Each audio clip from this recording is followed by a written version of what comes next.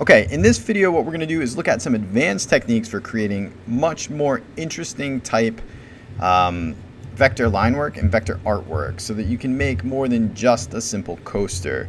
Now I'm not going to go through the entire software with you, but this should give you a jump start on creating better looking artwork or more advanced artwork, or at least creating outlines and paths that aren't just simple circles.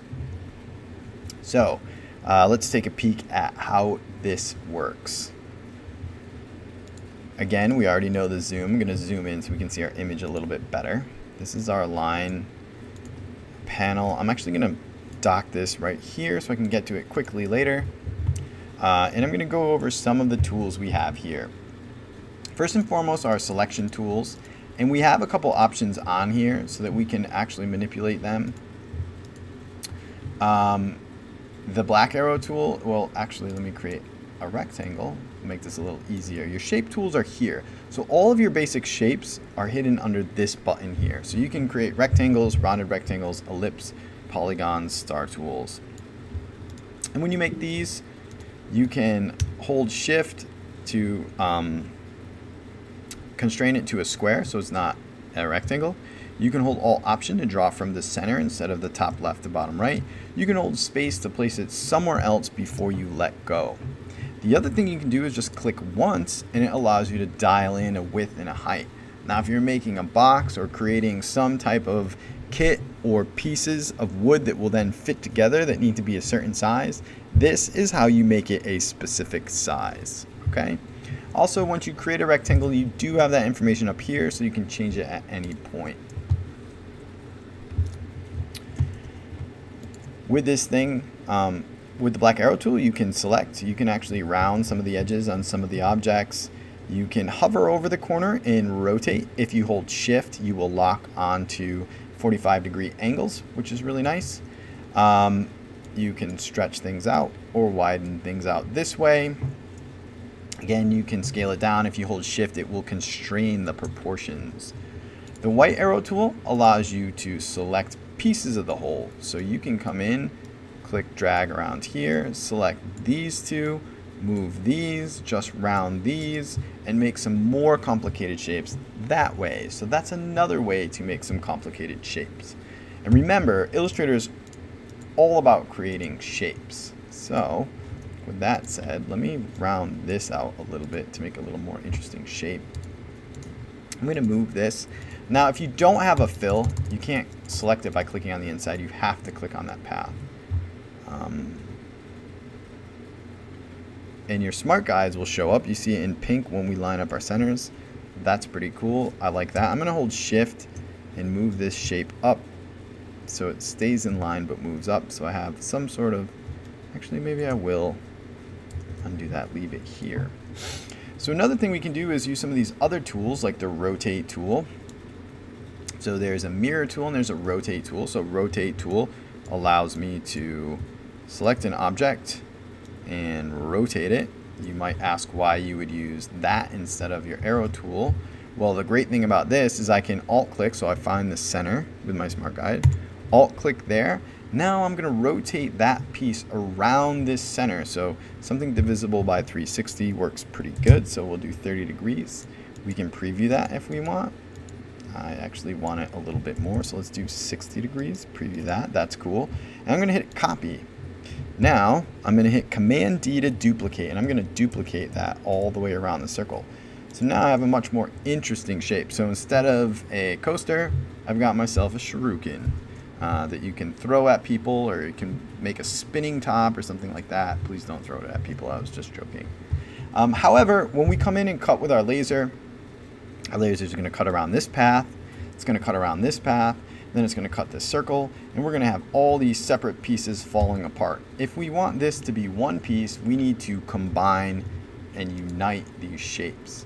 So I'm going to go ahead and select all of these shapes. So I'm going to grab my shape builder tool, which is this arrow with two shapes merging into each other. I'm going to click that. I can just click and drag through all of the shapes I want to combine. Pretty awesome. Now I have this path which my laser cutter can flow right around. Now also instead, what I could do is select two shapes, and if I hold Alt, grab my shape builder tool, and if I hold Alt Option, it allows me to subtract from, or subtract the center part. This is a lot more visible if I, whoops, change my fill, go back to my shape builder tool. I can get rid of that, I can get rid of that, I can get rid of the whole thing, I can get rid of that. I can combine these together. So you can make all types of shapes from shapes. Okay, so we could decide to create an ellipse.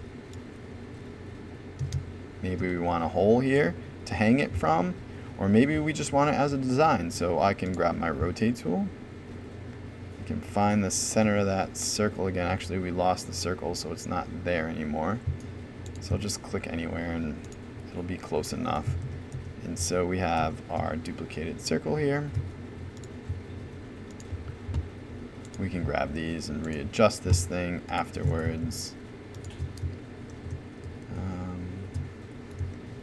Move these. That looks a little bit better.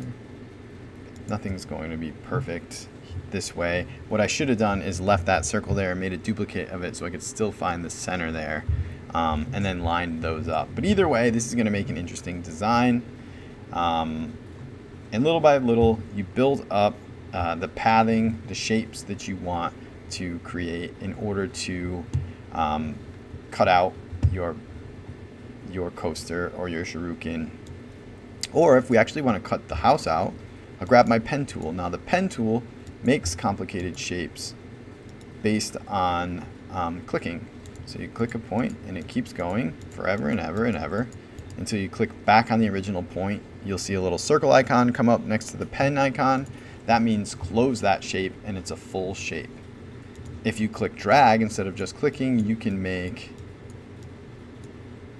curved objects. So I can make all types of wonderful little curved things. Now with this, I could also, in holding shift, I can stay perfectly straight. Can also go around the picture of my house and create a pretty cool cut. If we wanted to cut the little house out,